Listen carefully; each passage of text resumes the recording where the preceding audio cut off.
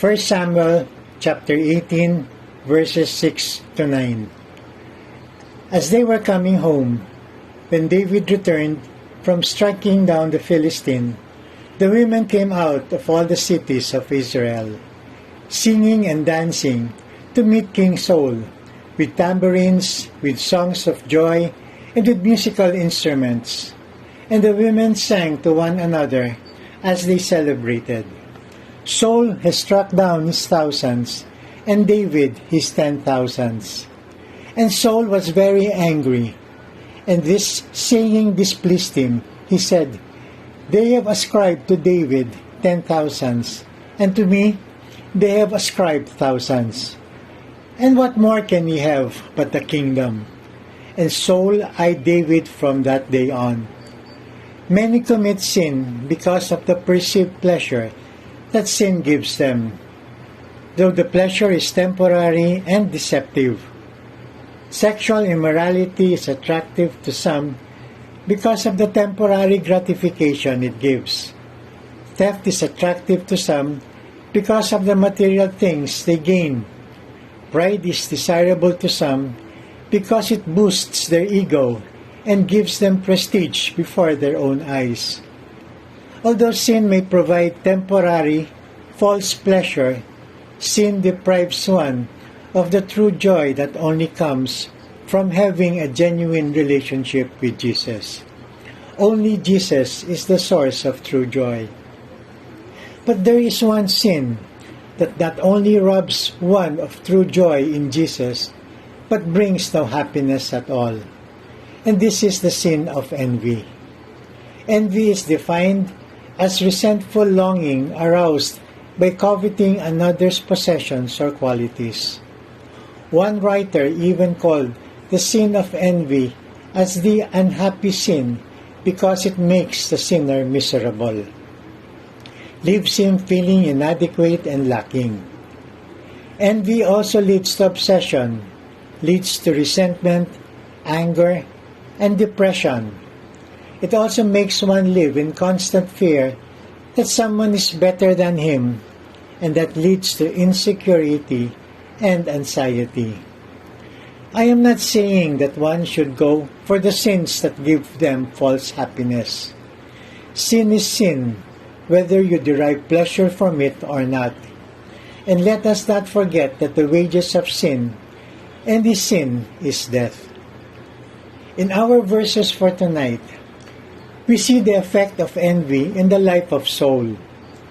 Instead of serving God who placed him in that position, grateful for the blessing of being king, having the opportunity to glorify God in his position, envy was eating Saul up from the inside.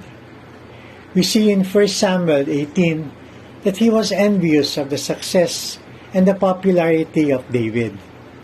The people were shouting, "David killed his 10,000s, and Saul killed his thousands." And Saul became very angry, and verse 9 tells us that from that day on, he kept his watchful eye on David. Saul was so insecure, and he plotted to kill David several times. In envy, he hurled a spear towards David. He hunted David in the desert to kill him. Envy also affected Saul's relationship with his own family. David was married to Saul's daughter, and you can just imagine the tension between father and daughter. Saul's son, Jonathan, was very close to David, and when Jonathan tried to defend David before his father, Saul hurled a spear towards Jonathan, his own son. Envy also destroyed Saul's relationship with David, who was loyal to him. Envy clouded Saul's mind so that he could not see that David's victories in battle would bring honor to him as king. And worst of all, Saul lost his fellowship with God. Instead of focusing on what God was doing in his life, envy made Saul a very unhappy, anxious, bitter, and insecure person. Saul failed to realize that his kingship was a gift from God, and no one could take that away from him without God allowing it. Had Saul trusted God's plan for him, he would not have been anxious or envious and insecure with David. We all experience envy. There are times that we too may be envious of others. The work they have, the luxuries they enjoy, their achievements, the relationships they have, and we end up comparing ourselves with them, and we start looking down on ourselves, and we become insecure and miserable. But praise God that we can learn from the life of Saul and see how extremely dangerous it is to let envy get a foothold and allow it to grow in our lives. The story of Saul teaches us that we too should be confident in who God made us to be, and we stop comparing ourselves to other people and focus on what God is doing in our own lives, always grateful for what He has already done for us, and trusting Him that He has a wonderful plan and purpose for each of us.